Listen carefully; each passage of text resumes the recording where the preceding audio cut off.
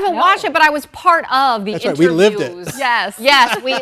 Wall-to-wall coverage. I remember talking about those storms. Yeah. Well, good. All right. Well, a very different scene, especially over the past few days. You're right. Gorgeous. Record-breaking weather. Record-breaking weather. Yes. Yesterday we topped out at 82. We beat a previous record by 4 degrees, so we smashed it. And then today we topped out at 81 degrees, beating the previous record by 2. So we have seen 2 days in a row of record temperatures, and just for some perspective, we should be in the mid-60s this time of year. Previous record, this is a very long-standing record. Back in 1969 on this date, we hit 79, and we beat that with a high of 81 degrees today. Now, we will stay well above average. As you can see, this is the forecast for the rest of the week here in Phoenix. We even have another 80-degree day on Friday, but these are the records, and they're all in the low to mid 80s, so no additional record highs are expected this week here in Phoenix. But we're going to get a little bit closer up in the high country. For example, tomorrow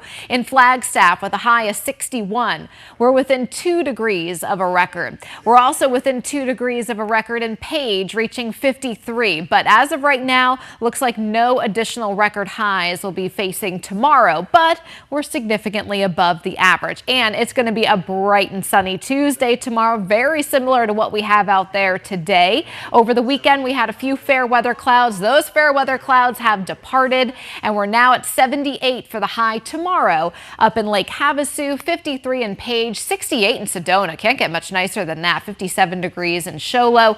Here's the satellite. Once again, this ridge of high pressure, it's keeping all the storm systems well to our north. We're back to full sunshine. That's where we're going to stand for the next couple days.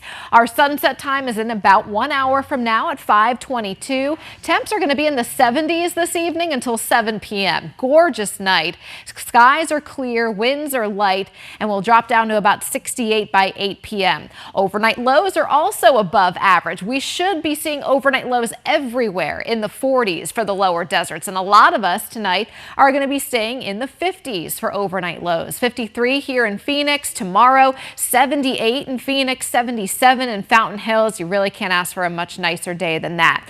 Looks like this pattern and will begin to shift in terms of precipitation chances by about Christmas. This is our 10-day outlook, and you can see some very small precipitation chances starting to enter the picture around Christmas Eve to Christmas Day. And it's not going to be limited just to the lower deserts. Western Arizona actually looks like a slightly higher chance, but the bullseye is up across San Francisco and much of Northern California. But again, desert Southwest could see some more moisture rolling in around Christmas Eve to Christmas Day. However, this is the same outlook in terms of temperatures and the timeline, and these above average temps are also sticking around. That's a 70% chance that we stay above average, and that trend is looking like it could stick around into January.